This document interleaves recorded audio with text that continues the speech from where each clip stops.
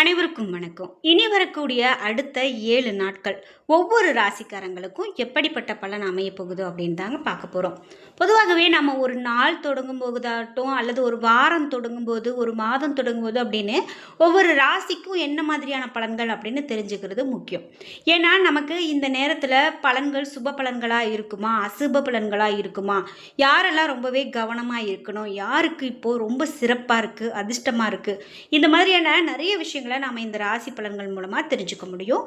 அந்த வகையில் இந்த வீடியோவில் நான் 7 நாட்களுக்கான பலன்கள் சொல்லியிருக்கேன். வீடியோவை ஸ்கிப் பண்ணாமல் பாருங்கள். இந்த வீடியோ பார்க்கக்கூடிய நீங்கள் 12 ராசியில் என்ன ராசிக்காரங்க என்பதை மறக்காமல் கீழே கமெண்ட் பாக்ஸில் பதிவிடுங்க. அதோடு உங்களுக்கு வராகி அம்மன் பிடிக்கும் அப்படின்னா வராகி தாயை போற்றி என்ற வாசகத்தை கமெண்ட் பாக்ஸில் பதிவிட்டுருங்க. நீங்கள் இன்னும் உற்சாகம் டிவி சேனலை சப்ஸ்கிரைப் பண்ணாமல் இருந்தால் சப்ஸ்கிரைப் பண்ணிக்கோங்க. கூடவே இருக்க பெல்லைக்கான மறக்காமல் கிளிக் பண்ணிடுங்க. வாங்க வீடியோக்குள்ளே போகலாம்.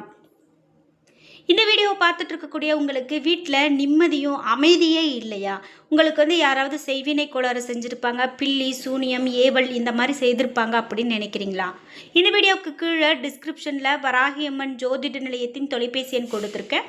அந்த எண்ணுக்கு தொடர்பு கொண்டு பேசி பாருங்கள். கண்டிப்பாக அவங்க வாழ்க்கையில் இருக்கக்கூடிய எல்லா பிரச்சனைகளுக்கும் சரியான தீர்வு கிடைக்கும்.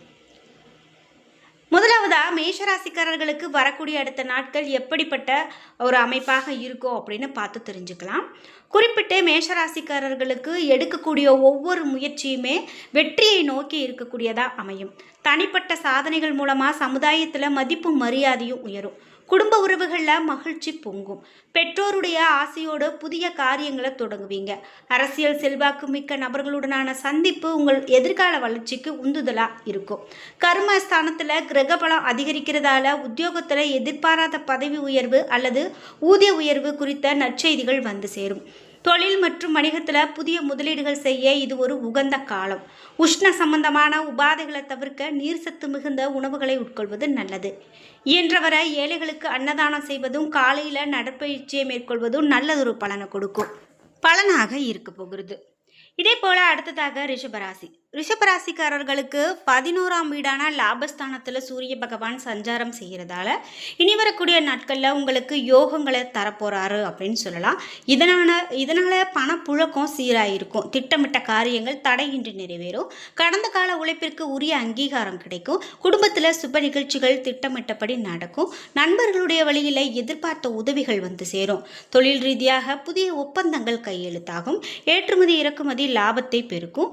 கழுத்து மற்றும் முதுகுவலி தொடர்பான உபாதைகள் உங்களுக்கு ஏற்படலாம். லலித சகஸ்ரநாமம் பாராயணம் செய்யலாம். மகாலட்சுமி மல்லிகை பூ சாற்றி நாம் வழிபாடு செய்து இனிப்பு உணவுகளை குறைத்துக் கொள்வது மிகவும் நல்லது. அடுத்ததாக மிதுன ராசி. பாக்கியஸ்தான கிரகங்களுடைய சேர்க்கையால் ஆன்மீக பயணங்கள் வெற்றியை பெற்றுக் கொடுக்கும். பொது வாழ்க்கையில் இருக்கிறவங்களுக்கு புதிய பொறுப்புகளும் அரசியல் மேலிடத்தின் நன்மதிப்பும் கிடைக்கும். உயர்கல்வி வெளிநாட்டு பயணம் தொடர்பான நீண்ட கால கனவுகள் நனவாகும். சுப செய்திகள் வந்து சேரும். குடும்ப உறுப்பினர்களுக்கிடையே நிலவி வந்த பிரச்சனைகள் எல்லாம் கூட கருத்து வேறுபாடுகள் எல்லாமே மறைந்து ஒற்றுமை வலுப்படும்.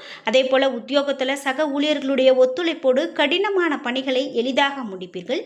வியாபாரிகளினுடைய புதிய சந்தை யுக்திகளை நீங்கள் கையாண்டு லாபத்தை பெருக்குவீங்க. நிதி ரீதியாக சேமிப்பு உயரும் காலம் இது அப்படின்னு சொல்லலாம்.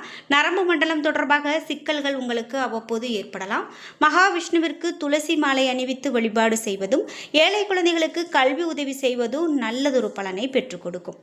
அடுத்ததாக கடகராசிக்காரர்களுக்கு கிரக அமைப்புகள் சவால்களை சாதனைகளாக மாற்றக்கூடிய வல்லமையை பெற்றுக் கொடுக்கும். 8ஆம் வீட்டில் சூரியன் மறைவதால் தேவையற்ற அலைச்சல்கள் ஏற்படலாம்.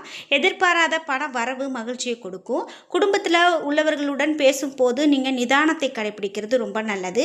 சமூக செயல்பாடுகளில் அரசியல் பகைமையை சம்பாதிக்காமல் இருப்பது நல்லது. அதிகம் பேசாமல் இருப்பது நல்லது. தொழில் வணிகத்தில் மறைமுக போட்டிகள் வந்து நீங்கும். விடாமுயற்சி வெற்றியை தேடி கொடுக்கும். பண விவகாரங்களில் யாரையும் நம்பி பெரிய தொகையை ஒப்படைக்க வேண்டாம். செரிமானம் கோளாறுகள் ஏற்பட வாய்ப்புள்ளது. துரித உணவுகளை தவிர்க்கிறது நல்லது.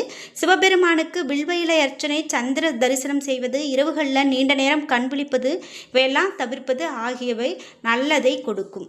அடுத்ததாக சிம்மராசி.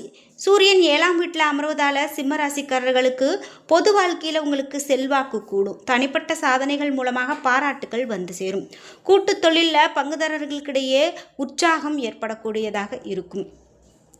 அரசு வழி காரியங்களில் தடையின்றி முடியும். உத்தியோகத்தில் உங்களுடைய நிர்வாக திறமை அதிகாரிகளால் மெச்சப்படும். தொழில் ரீதியாக நிதிநிலை சீராக இருக்கிறதோடு சேமிப்பு உயரும். உங்களுக்கு நீங்கள் ஆதித்ய ஹிருதயம் பாராயணம் செய்வது, கோதுமை தானம், அதிகாலை சூரிய ஒளியில் சிறிது நேரம் செலவிடுவது மன தெளிவிற்கும் உடல் நலத்திற்கும் நல்லது. அடுத்ததாக கன்னிராசி. நீண்ட நாள் நிலுவையில் இருந்த வழக்குகள் கூட உங்களுக்கு சாதகமாக அமையும். பூர்வீக சொத்து விவகாரங்களில் சுப செய்திகளை எதிர்பார்க்கலாம். குடும்பத்தில் உறவினர்களுடைய வருகையால் மகிழ்ச்சி உண்டாகும். அரசியல் தொடர்புகள் தனிப்பட்ட வளர்ச்சிக்கு உறுதுணையாக இருக்கும். தொழில் ரீதியாக சில கடினமான முடிவுகளை எடுக்க நேரிடலாம்.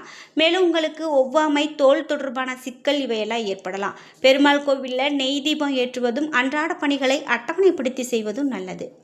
அடுத்ததாக துலாம் ராசி. துலாம் ராசிக்காரர்களுக்கு கலை, கல்வித்துறையில் இருக்கிறவங்க புதிய சாதனைகளை படைப்பாங்க. வெளி உறவுகளில் சுமூகமான சூழல் நிலவும். உறவினர், நண்பர்களுடைய உதவியால் முக்கியமான காரியங்கள் நிறைவேறும் அப்படின்னு சொல்லலாம். அடுத்ததாக உங்களுக்கு அரசியல், சமூக வட்டாரங்களில் கௌரவம் உயரக்கூடியதாகவும், உத்தியோகத்தில் புதிய வாய்ப்புகள் தேடி வரும். வணிகர்கள் தங்களுடைய முதலீடுகளில் இரட்டிப்பு லாபத்தை காண்பாங்க அப்படின்னும், நிதிநிலை உங்களுக்கு பலமாக இருக்கும் எனவும், தசைப்பிடிப்பு ஏற்படலாம் என்பதால் மென்மையான உடற்பயிற்சி செய்வதும், மகாலட்சுமிக்கு நெய் தீபம், லலிதா நவரத்தின மாலை பாராயணம், திட்டமிட்டு செயல்படுவது ஆகியவை பொருளாதார நிலையை உயர்த்தும். அடுத்ததாக விருச்சிக ராசி. தொழில் வணிகத்தில் நிலையான வளர்ச்சி உண்டு. ரியல் எஸ்டேட், கட்டுமான துறையினருக்கு இது பொற்காலம். உத்தியோகத்தில் கடமைகளை சரியாக செய்து முடித்து நற்பெயர் எடுப்பீங்க.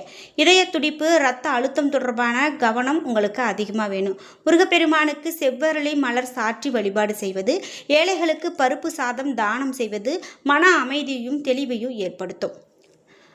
அடுத்ததாக தனுசு ராசி. தைரிய வீரியஸ்தானத்தில் கிரகங்களினுடைய பலம் கூடுவதால் தன்னம்பிக்கை அதிகரிக்கும். குறுகிய தூர பயணங்கள் மூலமாக அனுகூலமான செய்திகள் வந்து சேரும். மனதில் தைரியம் பெருகும். அரசியல் மேடைகளில் புகழ் அதிகமாக பெறுவீங்க. தொழில் ரீதியாக புதிய முயற்சிகளை தொடங்க உகந்த நேரம். தகவல் தொடர்பு, போக்குவரத்து துறையினருக்கு லாபம் கிடைக்கும். வியாபாரத்தில் புதிய வாடிக்கையாளர்கள் கிடைப்பாங்க. நிதிநிலை சீராக இருக்கும்.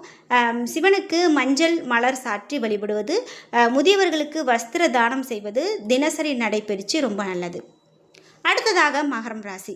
மகர ராசிக்காரர்களுக்கு தனஸ்தானத்தில் கிரகங்களுடைய சேர்க்கை பொருளாதார நிலையை உயர்த்தும். குடும்பத்தில் சுபகாரியங்கள் கைகூடும். அரசியல் பிரமுகர்களுடைய பேசும்போது வார்த்தைகளில் அதிகமான கவனம் வேண்டும். மேலும் பற்கள், கண்கள் தொடர்பான பரிசோதனைகளை செய்து கொள்வது நல்லது.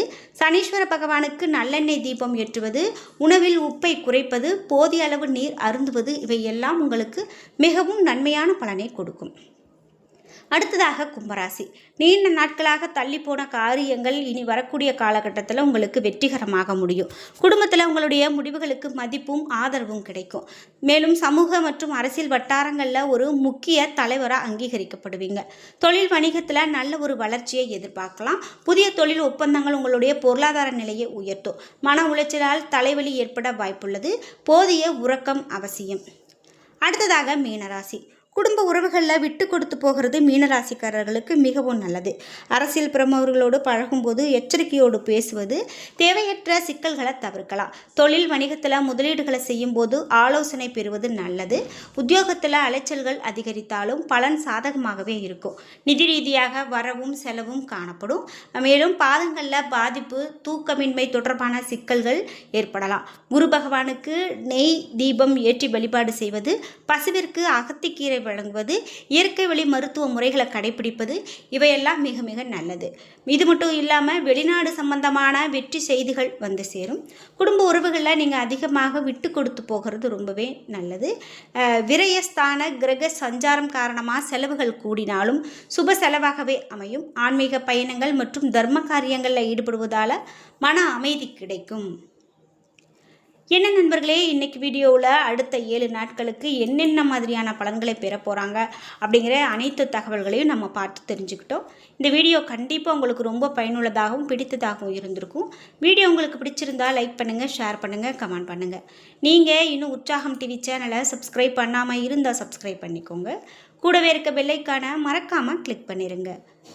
நன்றி வியூவர்ஸ்.